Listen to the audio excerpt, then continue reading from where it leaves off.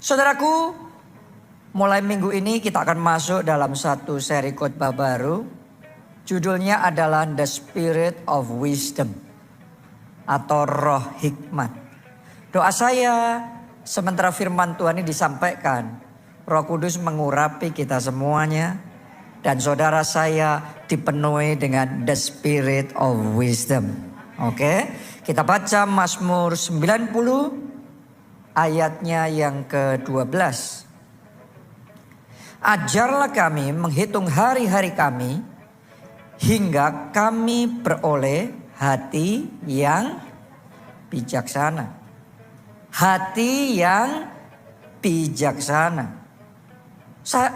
Kita harus ngerti bahwa yang namanya bijaksana, yang namanya wisdom, hikmat, itu menentukan banyak hal dalam kehidupan kita. Kalau hidup kita tidak bijaksana, maka kita tidak akan maksimal dalam hidup ini. Bukan cuma tidak maksimal, tapi hidup kita akan kacau balau. Banyak orang kalau nggak bijaksana dalam pernikahannya akan kacau. Banyak orang tidak bijaksana di dalam pekerjaan, di dalam keuangan. Maka pekerjaan keuangannya akan amburadul. Banyak orang tidak bijaksana dalam mengatur waktu, maka waktunya akan menjadi sia-sia. Karena itu kita butuh yang namanya hikmat Tuhan sehingga kita memperoleh hati yang bijaksana. Kalau kita bijaksana dengan kebijaksanaan itu, dengan hikmat Tuhan itu, kita akan dimampukan menjadi the best version of ourselves. Menjadi versi terbaiknya kita. Karena dalam hidup kita ini ada versi minimumnya, versi terburuknya, dan versi maksimalnya, versi terbaiknya. Doa saya dalam kehidupan saudara bukan yang minimum, bukan yang terburuk. Tapi yang engkau alami dalam keluargamu itu yang terbaik. Dalam pekerjaanmu itu yang terbaik. Dalam kehidupan rohanimu yang terbaik. Dan buat Tuhan juga yang terbaik. Karena itu butuh yang namanya hikmat. Dan level hikmat, karena hikmat itu ada level-levelnya. Karena itu kita harus terus bertumbuh di dalam hikmat. Level hikmat kita menentukan superioritasnya kita. Oke, superioritas ditentukan, dipengaruhi oleh apa tadi? Level hikmat. Coba Anda renungkan, gajah lebih besar dari manusia. Singa lebih cepat, lebih kuat dari manusia. Beruang juga. Burung bisa terbang. Manusia nggak bisa. Tapi apa yang membuat manusia superior dibandingkan mereka semua? Hikmat. Oh, saya berdoa hikmat yang superior seperti itu ditambah-tambahkan di dalam kehidupan kita. Amin. Bahkan di dalam kehidupan kita juga level-level yang kita bisa alami dalam kehidupan kita ditentukan dengan seberapa jauh kita bertumbuh dalam hikmat. Anda mengerjakan bidang yang sama tetapi seberapa Anda bertumbuh di dalam hikmat di bidang tersebut menentukan level saudara. Itu sebabnya kita perlu bertumbuh di dalam hikmat. Pikiran kita ini adalah tambang emas.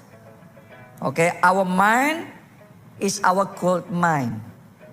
Pikiran kita adalah tambang emas. Semakin kita gali, semakin kita asah pikiran kita, semakin kita bertumbuh di dalam hikmat, maka akan semakin Anda temukan hal-hal yang ajaib, hal-hal yang luar biasa, terobosan-terobosan dan kemenangan-kemenangan dan prestasi-prestasi yang sebelumnya tidak pernah bisa Anda lakukan di dalam kehidupan saudara. Karena itu bertumbuhlah di dalam hikmat. Kita baca Pengkhotbah 4 ayat 13 sampai ayat 15. Nanti Anda akan ngerti bahwa level manusia itu benar-benar ditentukan oleh seberapa jauh dia mau mengembangkan hikmat yang Tuhan kasih. Lebih baik seorang muda miskin tetapi berhikmat. Kalau ada di antara saudara yang merasa miskin, merasa muda, belum berpengalaman, belum apa-apa, no worry. Jangan khawatir kalau Anda bertumbuh di dalam hikmat. Karena Alkitab sudah ngomong lebih baik yang gitu. Seorang muda miskin tetapi berhikmat daripada seorang raja tua tetapi bodoh yang tak mau diberi peringatan. Jadi orang itu kaya karena berbagai macam alasan ya. Bisa jadi karena warisan, karena apapun itu. Mungkin ada sesuatu yang pas kebenaran dalam hidupnya. Tapi kalau tidak berhikmat, kaya tapi tidak berhikmat, jabatannya tinggi tapi tidak berhikmat, buat Tuhan sudah ngerti ini nanti kelasnya pasti turun. Tapi yang muda berhikmat kelasnya pasti naik. Kelas saudara akan naik. Kelas jemaat keluarga Allah di tempat ini akan naik. Yang ikut ibadah ini kelas saudara akan naik. Level saudara akan naik. Amin. Ayat 14, karena dari penjara orang muda itu keluar untuk menjadi raja. Biarpun ia dilahirkan miskin semasa pemerintahan orang tua itu. Aku melihat semua orang yang hidup di bawah matahari berjalan bersama-sama dengan orang muda tadi yang akan menjadi pengganti raja itu. Dalam hidup kita, di bidang kita masing-masing selalu saja ada raja-raja, orang-orang yang sudah bercokol, penguasa-penguasa yang powerfulnya. Tapi dia tetap bercokol apa tidak tergantung sama hikmatnya. Anda tetap di bawah apa tidak tergantung dengan hikmatnya. Kalau Anda bertumbuh di dalam hikmat, tinggal tunggu waktu, pasti naik ke atas. Kalau sudah di atas, berhenti bertumbuh di dalam hikmat, akhirnya ketinggalan. Karena hikmat itu progresif. Hikmat itu terus berkembang. Apa yang hebat hari ini, 1 tahun lagi belum tentu hebat. Kalau kita berhenti belajar, nanti kita akan ketinggalan.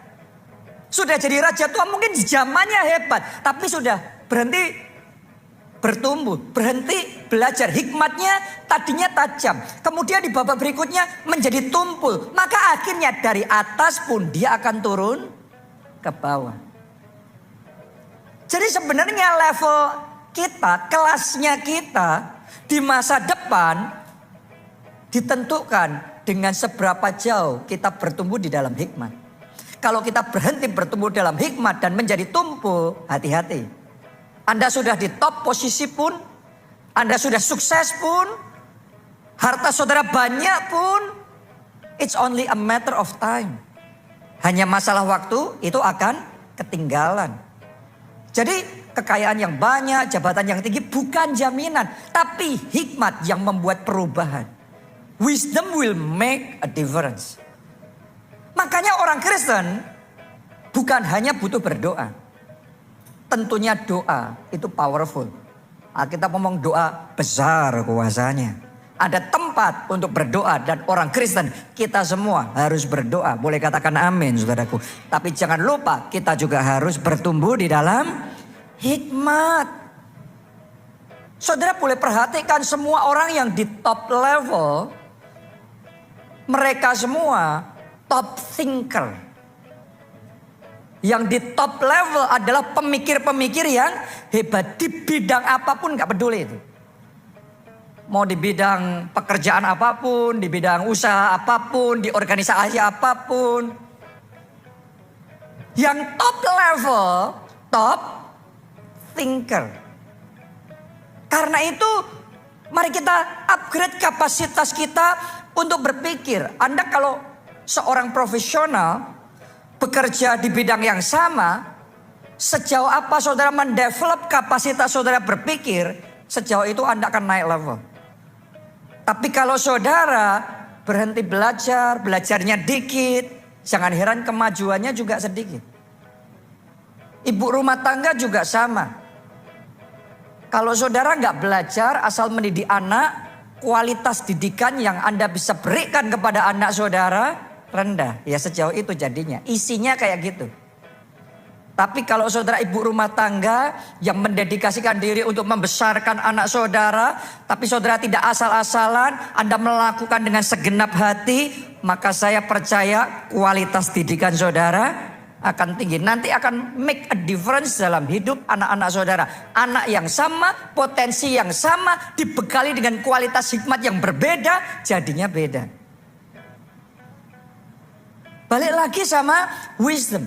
Sebagai ketua kelompok saya, sebagai pelayan Tuhan juga sama di dalam pelayanan kita.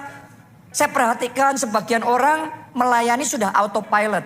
Sudah sekian tahun melayani dah nggak berpikir lagi gimana caranya memajukan, gimana caranya meningkatkan, gimana untuk bisa improve, gimana untuk bisa lebih baik. Karena itu dari tahun ke tahun kayak nggak ada breakthrough secara khusus. Orang-orang yang melayani Tuhan, ketua kelompok saya melayani Tuhan, gereja-gereja hamba Tuhannya melayani Tuhan dan kemudian mengalami terobosan demi terobosan. Dia selalu searching. Dia selalu ngejar, dia selalu berpikir, dia selalu gimana ya caranya, gimana dibuat gimana, ini itu dan seterusnya. Wisdomnya berkembang dan terobosan terjadi. Coba Anda dengarkan baik-baik. Berpikir adalah bekerja. Boleh katakan itu? 2, 3. Berpikir adalah bekerja. Di zaman dulu orang berpikir, orang yang namanya bekerja itu lebih dominan bekerja secara fisik. Benar apa tidak? Zaman dulu. Tapi sekarang ini kita ngerti. Kalau orang cuma bekerja secara fisik, otaknya nggak kerja, sudah pasti hasilnya paling rendah. Dia boleh kerja paling keras, keringatan paling deras. Tapi kalau otaknya tidak berkeringat, maka progresnya akan kecil. Pastikan Anda belajar, pastikan Anda berpikir. Mengasah pikiran saudara sampai berkeringat otak saudara. Tanda kutip ya. Karena dengan cara berpikir, dengan cara mengasah seperti itu, Anda sedang bekerja dan saudara sedang menggali dan menggali lagi. Nanti Anda akan melihat terobosan-terobosan baru akan Anda alami di dalam kehidupan saudara. Bahkan Alkitab sendiri ngomong tentang the mind of Christ. Pikiran Kristus. Ternyata Kristus pun berpikir. Banyak orang Kristen hanya berdoa. Yesus waktu ada di dunia dia berdoa. Tapi dia juga berpikir. Mulai hari ini kita semua berdoa juga berpikir. Berdoa juga berpikir. Amin. Makanya disebut the mind of Christ. Kristus berpikir. Saya berdoa pikiran kita semuanya di-upgrade menjadi pikiran Kristus. Dengan cara mengisi diri kita oleh firman Allah. Karena firman Allah itulah the mind of Christ. Firman Allah itulah pikiran Kristus. Kalau Anda, makanya Mazmur 1, berbahagialah orang yang kesukaannya ialah Taurat Tuhan, firman Tuhan, dan yang merenungkannya siang dan malam. Karena kalau Anda diisi, di-recharge, pikiranmu di-recharge dengan otaknya Kristus, pikirannya Kristus, betapa powerfulnya. Ibaratnya kayak di dunia aja. Kalau saudara punya otak seperti Elon Musk, powerful sekali. Benar apa tidak? Jadi otaknya itu yang penting pengaruh. Dan firman Tuhan mencatat the mind of Christ. Waktu Anda terima Yesus sebagai Tuhan dan Juru Selamat, akses itu terbuka. Dan the mind of Christ, pikiran Kristus bisa di-download di dalam pikiran saudara. Karena itu doa minta sama Tuhan supaya mengupgrade pikiran kita dengan pikiran Kristus. Karena dengan cara seperti itulah kita bisa ambil keputusan yang bijaksana. Tanpa pikiran Kristus, seringkali banyak orang, kita mau ada jalan yang disangka orang lurus, tapi ujungnya maut. Kita pikir ini keputusan ini cuan ini. Keputusan ini untung ini. Ujungnya buntung. Benar apa tidak? Seringkali salah ambil keputusan, salah berpikir, salah ngomong, salah ini, salah itu. Hari ini terimalah the mind of Christ. Terimalah pikiran Kristus. Pikiran saudara di-upgrade dengan firman Allah. Jadi pikiran Kristus. Jangan sampai salah keputusan. Karena salah keputusan itu menghancurkan hidup kita. Dalam Alkitab, ingatkah saudara kisah tentang Lot yang berpisah dari Abraham? Terus kemudian dia ngambil keputusan terlebih dahulu. Ketika dipersilahkan memilih sama Abraham. Abraham ngomong sama Lot, Lot kamu Kamu kalau ke kiri, aku ke kanan.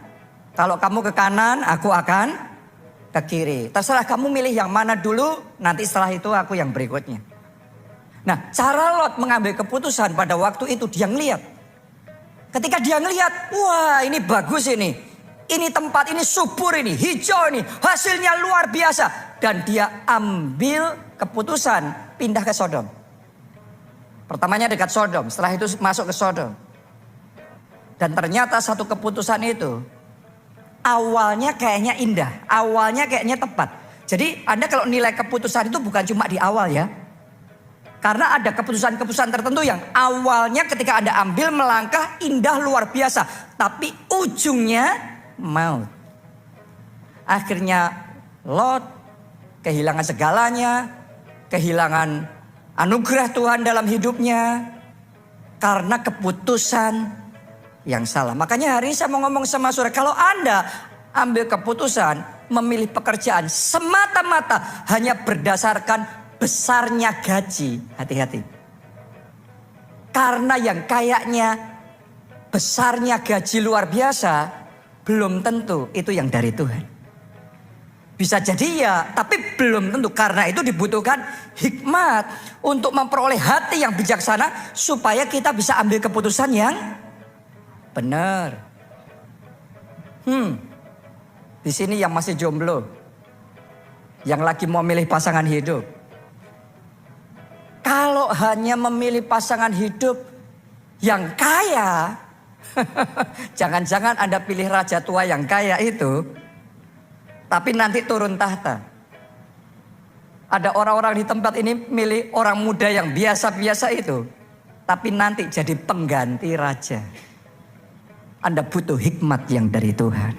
Anda butuh hikmat yang dari Tuhan. Saya berdoa terimalah hikmat yang dari Tuhan. Sehingga Anda bisa ambil keputusan yang tepat. Di dalam karir saudara. Tepat di dalam pasangan hidup saudara. Tepat untuk masa depan saudara. Amin. Jangan sampai salah ambil keputusan. Kalau saudara ambil keputusan untuk investasi. Hanya semata-mata memperhatikan omongan orangnya. Iming-iming. Returnnya yang tinggi. Bunganya yang tinggi. Hati-hati. Jangan-jangan engkau seperti Lot. Ngambil keputusan awalnya indah. Ujungnya boncos. Ingat saudaraku, satu keputusan salah bisa mengacaukan masa depan kita. Dalam Alkitab juga dicatat tentang kisah Rehabeam. Rehabeam anaknya siapa? Salomo ya, Raja Salomo. Dia yang meneruskan Salomo menjadi raja atas bangsa Israel.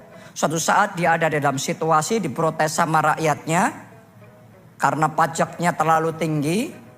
Dan kemudian dia konsultasi sama para penasehat di zamannya Salomo. Dinasehatin suruh dengerin permintaan rakyat. Tapi dia ngerasanya nggak cocok. Dia lebih memilih mendengarkan nasihat dari teman-temannya sendiri. Sama-sama anak muda dia mungkin merasa chemistry-nya lebih masuk. Saya mau ngomong sama saudara, yang chemistry-nya lebih cocok sama saudara belum tentu dari Tuhan.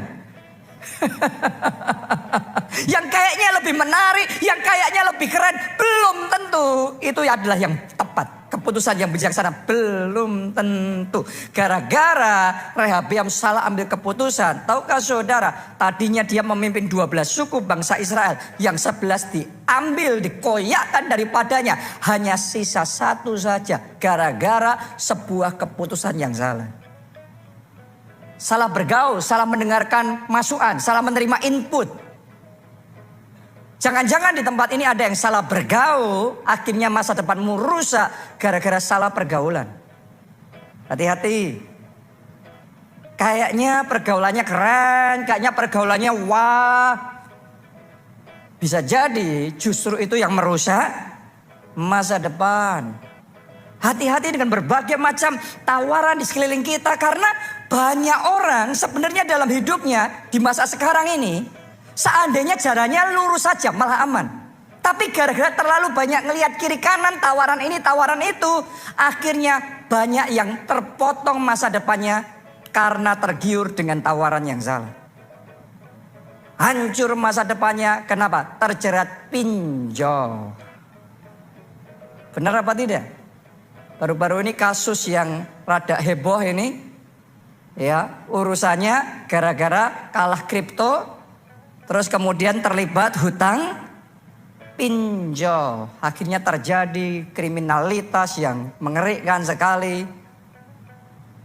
Salah keputusan. Salah keputusan, kenapa? Karena tidak bijaksana. Saya ngerasa sementara saya menyampaikan ini, Roh Kudus mau bicara kepada beberapa orang di tempat ini. Anda sedang mengambil sebuah keputusan yang menentukan hidup saudara. Doa saya, spirit of wisdom, roh hikmat itu enter into you. Masuk di dalam diri saudara. Sehingga Anda memperoleh hati yang bijaksana. Mengambil keputusan yang tepat di dalam kehidupan saudara. Karena kalau Anda bisa ambil keputusan yang tepat. Saya mau ngomong sama saudara begini. Satu keputusan yang tepat bisa mengubah karirmu yang kecil jadi masa depan yang besar. Yes, satu keputusan yang tepat engkau ambil itu bisa mengubah sejarah keluargamu selamanya. Tidak bisa sama lagi, tidak ada di level yang sama lagi, karena akan Tuhan kerjakan lompatan bahkan terobosan besar di dalam kehidupan saudara. Satu keputusan yang tepat bisa mendatangkan pemulihan di dalam keluarga, kesembuhan di dalam tubuh saudara, dan mujizat-mujizat besar terjadi di dalam kehidupanmu. One wise decision bisa mengubah begitu banyak hal di dalam kehidupan kita. Buat saya, salah satu keputusan yang paling tepat yang pernah saya ambil dalam hidup saya adalah mengikuti panggilan Tuhan untuk saya menjadi hamba Tuhan sepenuh waktu. Sampai hari ini gak pernah saya sesali. Dan kalau saya ngulangin lagi pun saya akan mengambil keputusan yang sama. Terus ngikutin Tuhan. Dan ternyata ngikutin Tuhan itu yang meluruskan jalan hidup kita. Itu yang menjadi jaminan dan kepastian di dalam kehidupan kita. Itu yang membuat dalam hidup kita ada backup yang dari Tuhan. Ada pengurapan Tuhan, ada pertolongan Tuhan. Bukan semuanya lancar ya, ada saja masalah. Ada saja persoalan, tapi dalam semuanya itu Allah turut bekerja dalam segala perkara mendatangkan kebaikan. Doa saya itu juga yang Anda alami dalam hidup saudara. Kebaikan demi kebaikan Tuhan, anugerah demi anugerah Tuhan nyata dalam hidup saudara. Itu sebabnya ambil keputusan yang bijaksana. Dan satu keputusan paling bijaksana, paling penting yang harus Anda ambil dalam hidup saudara adalah ikut Yesus.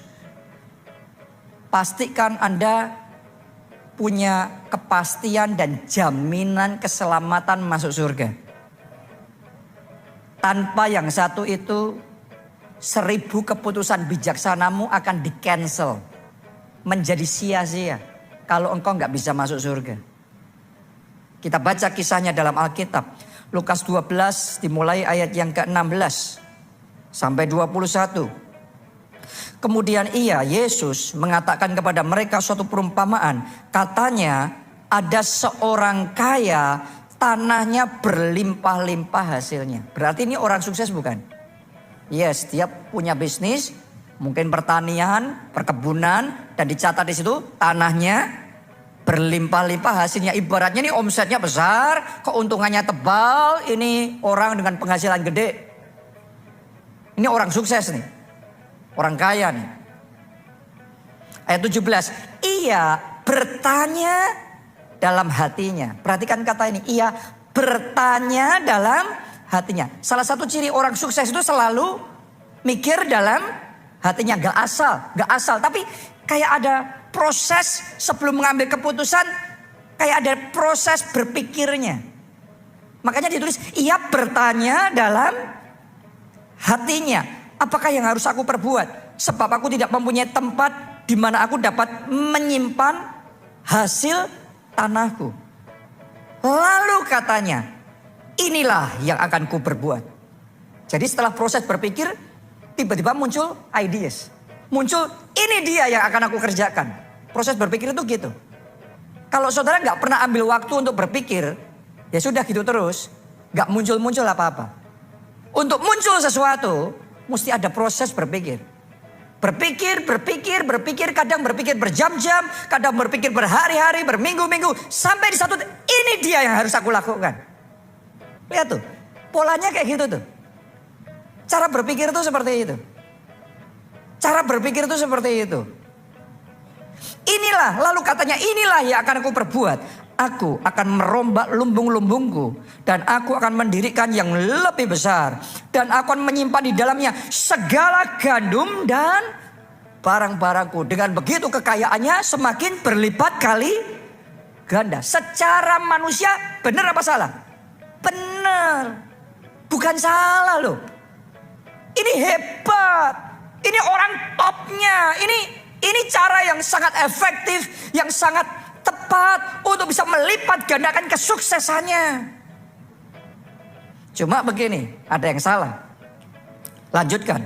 Sesudah itu aku akan berkata kepada jiwaku, jiwaku, ada padamu banyak barang tertimbun untuk bertahun-tahun lamanya. Beristirahatlah, makanlah, minumlah, dan bersenang-senanglah. Kalau zaman sekarang ngomong pensiun lah.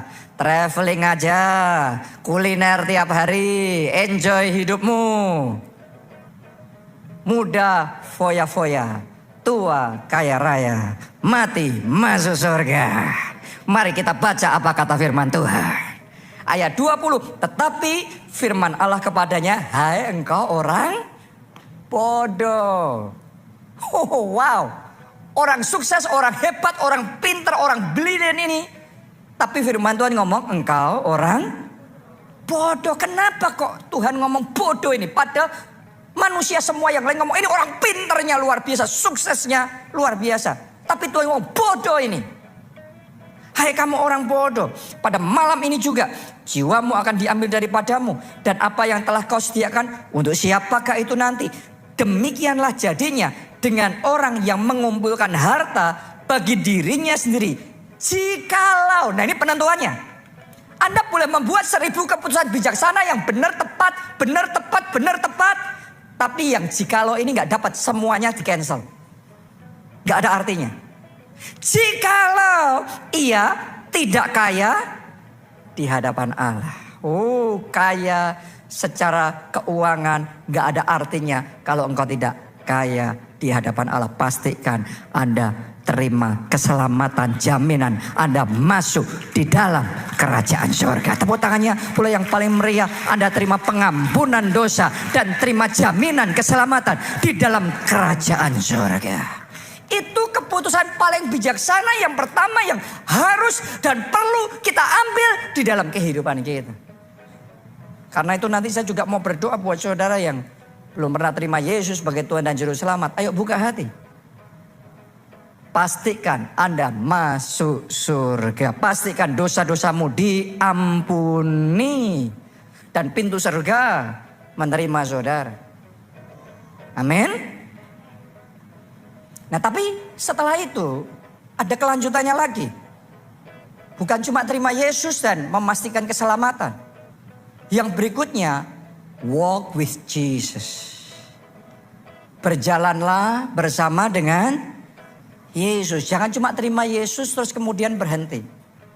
Mari kita jalan bersama dengan Yesus. Mari kita jalan dengan pikiran Kristus. Dalam hidup kita ambil keputusan-keputusan seturut kehendak Kristus. Firman Kristus. Ya. Nah, di Alkitab saudaraku, sebagian dari kita, Anda familiar dengan kisahnya Ruth dan Orpa.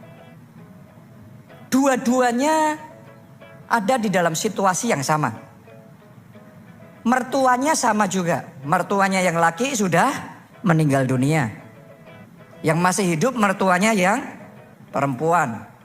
Suaminya Ruth meninggal. Suaminya Orpa meninggal juga.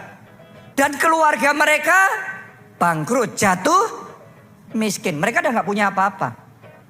Keadaannya sama. Sampai di satu titik Naomi mau balik ke tempat aslinya. Dan dia ngomong sama dua menantu perempuannya, Ruth dan Orpa ini. Aku sudah gak punya apa-apa yang bisa aku berikan kepada kalian. Aku juga sudah tua, gak ada harapan lagi.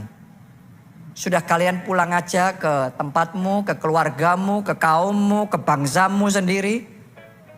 Sudah hopeless hidupku ini. Ruth dan Orpa di situasi yang sangat susah. Situasinya sama. Tapi keputusannya berbeda. Dan keputusan yang berbeda ini menentukan hasil yang sangat berbeda di dalam kehidupan mereka. Waktu Orpa ada di dalam situasi itu, akhirnya dia ambil keputusan, dia tinggalkan Naomi. Dan untuk sesaat mungkin keputusannya lebih tepat. Kenapa? Karena kalau dia terus sama Naomi, dia hanya nanggung mertuanya yang sudah tua, nggak bisa apa-apa, hidupnya akan semakin susah. Makanya gini saudaraku ya, kadang-kadang dalam hidup kita itu, kalau kita ngambil keputusan hanya berdasarkan enak tidak enaknya kita, seringkali itu menipu diri kita sendiri. Karena yang enak buat kita belum tentu berkenan di hadapan Tuhan. Yang tidak enak buat kita kadang-kadang itu justru tes yang Tuhan lihat dalam hidup kita. Ketika ada perkenanan yang daripada Tuhan, maka open doors, open heaven, langit akan terbuka dan di situ berkat akan tercurah di dalam kehidupan kita. Jadi be wise. Be wise. Orpa waktu dia ninggalin Naomi, dia kayaknya bebannya terangkat. Wah, hidupku sudah ringan, ya sudah deh. Aku memulai babak yang baru. Tapi ternyata kalau kita baca dalam Alkitab, kisah Orpa tidak terdengar lagi. Sudah gak ngerti. Dia mau seperti apa, gak ngerti apakah dia terus jadi baik. Tapi dia tidak menonjol sama sekali. Atau malah hidupnya hancur. Sebaliknya, Ruth mengambil satu keputusan yang luar biasa sekali. Mari kita baca Rut 1 ayat yang ke-16. Tetapi kata Rut, janganlah desak aku meninggalkan engkau dan pulang dengan tidak mengikuti engkau. Sebab kemana engkau pergi, ke situ jugalah aku pergi. Dan di mana engkau bermalam, di situ jugalah aku bermalam. Bangsamu, bangsaku, dan Allahmu lah Allahku. Wow. Jadi ternyata dia ambil keputusan itu bukan cuma karena dia sayang sama Naomi. Satu, tentunya dia sangat mengasihi Naomi. Tapi yang kedua, dalam perjalanan hidupnya, tadinya dia belum mengenal Allah. Melalui keluarga ini, akhirnya dia kenal Allah yang sejati. Dan di situ dia, apapun yang terjadi, sesusah apapun dalam hidupnya, dia terus berjalan mengikuti Allah yang hidup itu. Hari ini saya mau ngomong sama saudara, sesusah apapun keadaan saudara, seberat apapun masalah saudara, jangan berhenti. Kadang-kadang dalam hidup ini kita harus melalui proses yang berat, lembah kekelaman. Tapi pada akhirnya gembala yang baik itu akan menuntun kita ke padang berumput hijau, ke air yang tenang untuk menyegarkan jiwa kita. Karena Ruth ambil keputusan yang tepat seturut tuntunan Tuhan. Dia walk with God. Dia berjalan bersama Tuhan. Dia berjalan mengikuti petunjuk ilahi yang daripada Tuhan. Awalnya memang berat. Kadang-kadang kita ngambil keputusan yang benar tuh bukan selalu enak loh.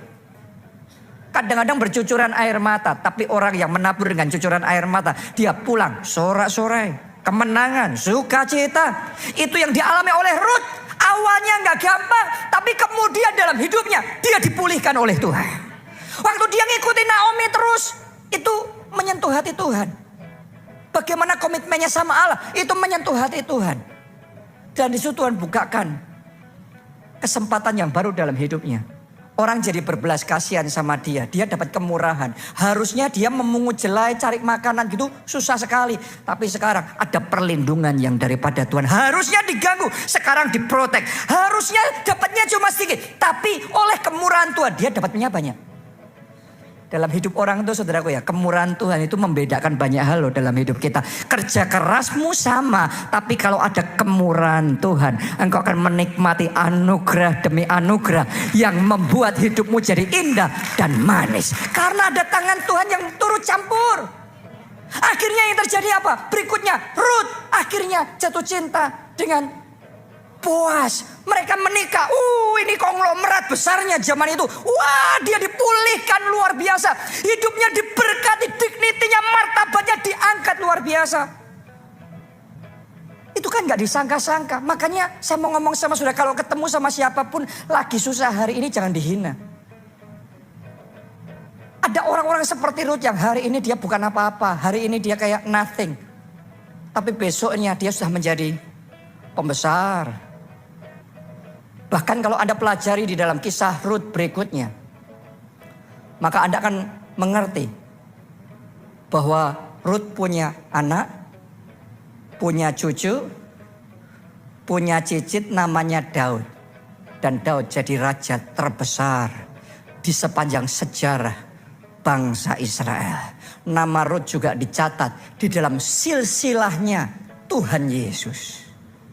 Satu keputusan yang benar mengubah banyak hal dalam kehidupannya. Dan kadang keputusan yang benar itu kita nggak ngerti. Tapi kalau hidupmu ikut Tuhan, walk with God, ngikuti tuntunan Tuhan. Tuntunan firman Tuhan kadang-kadang membutuhkan kita bayar harga. Kadang-kadang membuat kita bercucuran air mata.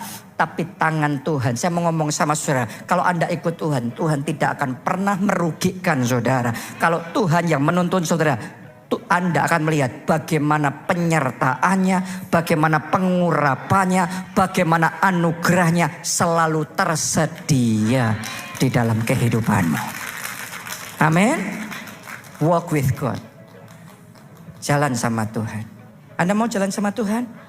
Ayo bangkit berdiri semuanya. Kita bangkit berdiri. Yang pertama saya mau berikan kesempatan terlebih dahulu untuk saudara terima Yesus sebagai Tuhan dan Juru Selamat. Memastikan jangan sampai kita seperti kayak orang kaya tadi. Kayaknya keputusan ini benar, keputusan itu tepat, hebat, sukses. Tapi ternyata ditolak, gak bisa masuk di dalam kerajaan surga. Jangan sampai. Jangan sampai. Saya berdoa setiap orang yang di tempat ini dan semua saudara yang mengikuti secara online, Anda dapat jaminan keselamatan masuk di dalam kerajaan surga. Amin.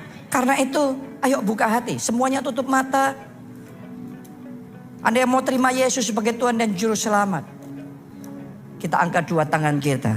Ikuti doa ini. Tuhan Yesus, masuklah dalam hatiku. Jadilah Tuhan dan Juru Selamatku.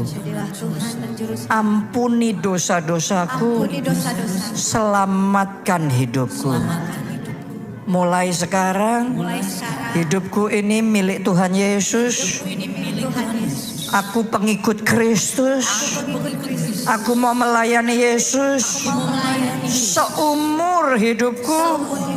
Terima kasih ya Tuhan. Yang kedua saudaraku, bukan cuma terima Yesus, tapi walk with Jesus.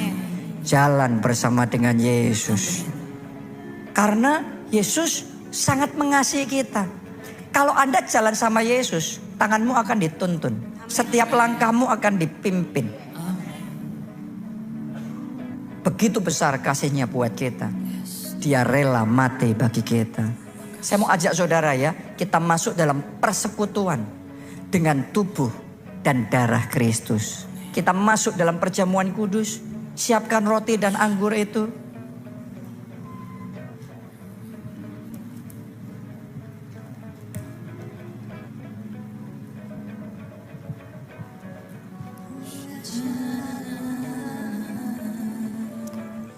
Anda yang mengikuti secara online, Anda bisa juga ngikutin dengan roti dan anggur. Anggur bisa Anda ganti sirup atau teh. Sarana yang layak untuk kita masuk dalam perjamuan kudus ini. Ada yang belum menerima roti dan anggur? Kalau ada boleh angkat tangan, petugas akan membantu saudara. Kalau sudah, mari kita angkat roti itu di tangan kanan kita. Malam itu, dalam perjamuan terakhir Tuhan Yesus bersama dengan murid-muridnya Ia mengangkat roti, kemudian ia memecah-mecahkannya, serta berkata, inilah tubuhku yang diserahkan bagi kamu sekalian. Perbuatlah ini setiap kali kamu mengingat aku. Apakah Anda percaya yang kita angkat di tangan kanan kita, inilah tubuh Kristus? Apakah Anda mengerti yang sedang kita lakukan saat ini adalah masuk dalam persekutuan dengan tubuh Kristus? Sehingga hidup kita nggak jalan sendiri lagi. Mulai sekarang kita walk with Christ. Jalan bersama dengan Kristus. Siapa yang mau komit jalan bersama dengan Kristus? Mari kita bersama-sama terima dalam nama Tuhan Yesus.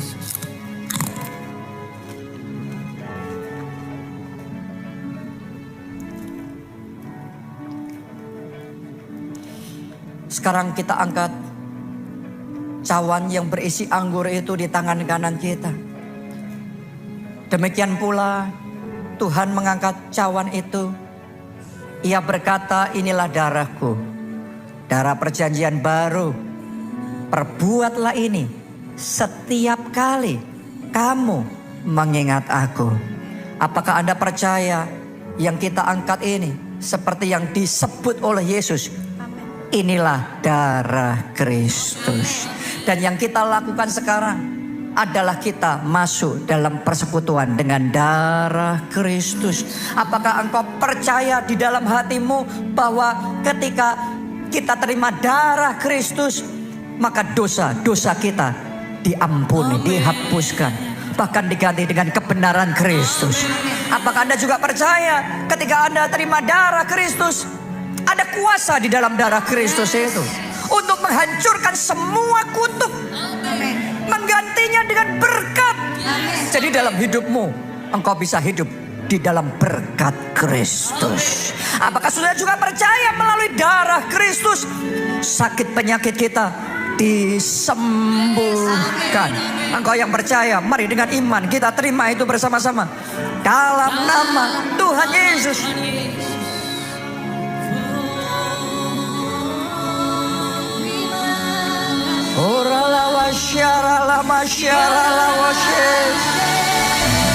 Letakkan cawan itu, angkat dua tanganmu, sembah Dia. Haleluya, haleluya. Saudara katakan sama Tuhan, aku mau Tuhan jalan sama Yesus.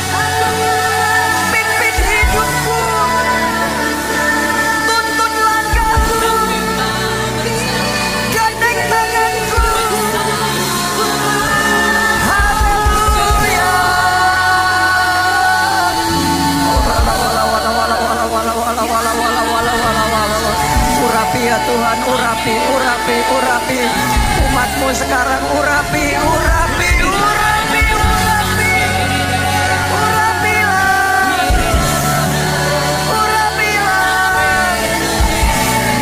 Kami perlu Engkau Tuhan dalam hidup kami.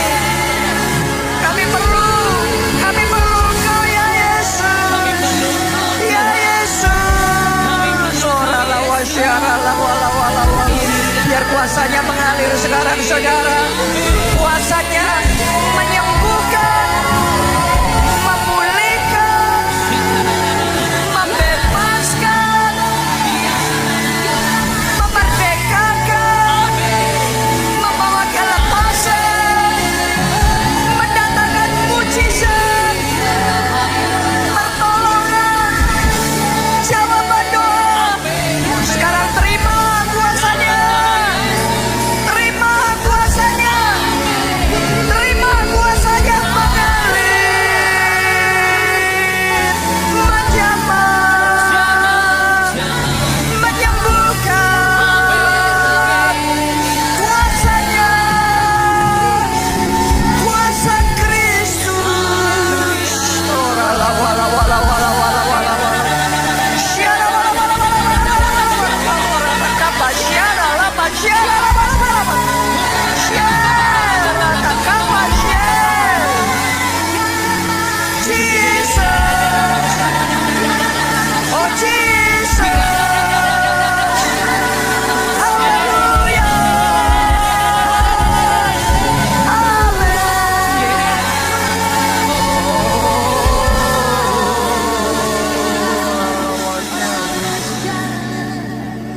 berdoa supaya the spirit of wisdom enter into you. Karena tanpa wisdom kita nih salah kaprah hidup kita. Keputusannya nabrak sana, nabrak sini. Akhirnya berantakan semuanya. Saya tahu ada orang-orang di tempat ini yang hidupnya berantakan karena lack of wisdom, karena kekurangan hikmat. Tapi Tuhan Yesus yang kita sembah, Dia sumber segala hikmat. Dan ketika Dia mengimpartasikan roh hikmat itu kepada saudara, tahukah saudara, pikiran Anda bisa terbuka. Dan Dia bisa mengajari saudara, memberi bahkan hati yang bijaksana. Sehingga ketika Anda berkata-kata, perkataan yang keluar dari mulutmu, perkataan yang bijaksana. Ketika saudara mengambil keputusan, mengambil suatu langkah tindakan, itu adalah keputusan yang bijaksana.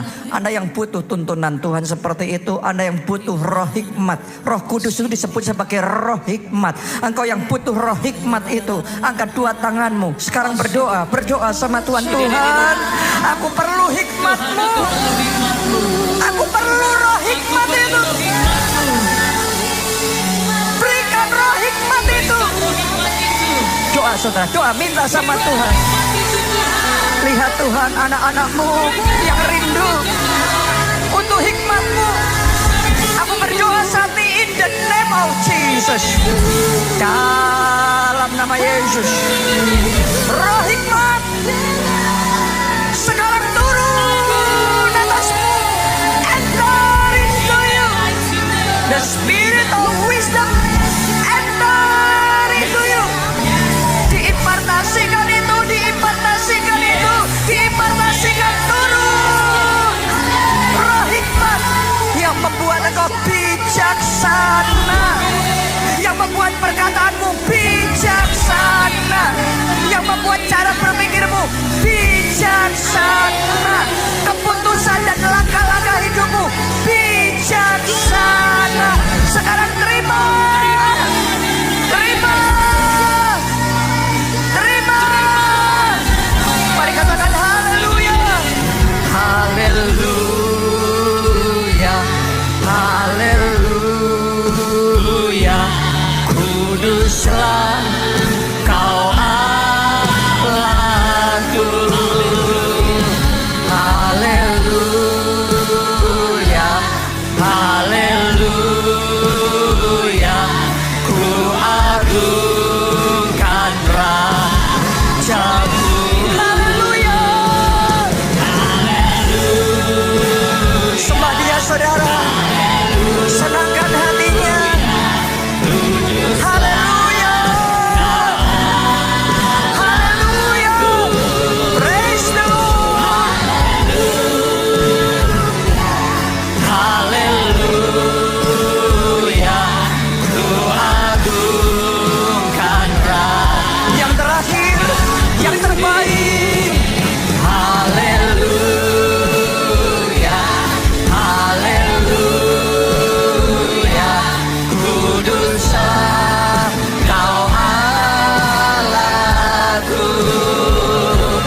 Haleluya, haleluya. Ku agungkan Raja-Ku. Ku agungkan Raja-Ku. Ku agungkan Yesus. Haleluya. Terima kasih Tuhan. Mari angkat dua tanganmu, aminkan berkat Tuhan ini. Diberkati saudara oleh Tuhan. Diberkati keluargamu oleh Tuhan. Diberkati studi dan pekerjaanmu oleh Tuhan. Diberkati kesehatan dan masa depanmu oleh Tuhan. Diberkati juga pertumbuhan rohani dan pelayananmu. Sehingga hidupmu jadi berkah. Melalui kesaksianmu banyak orang dipertobatkan. Dalam anugerah Allah Bapa, cinta kasih Yesus Kristus, dan persekutuan dengan Roh Kudus sekarang sampai selama-lamanya. Semuanya kita katakan amin.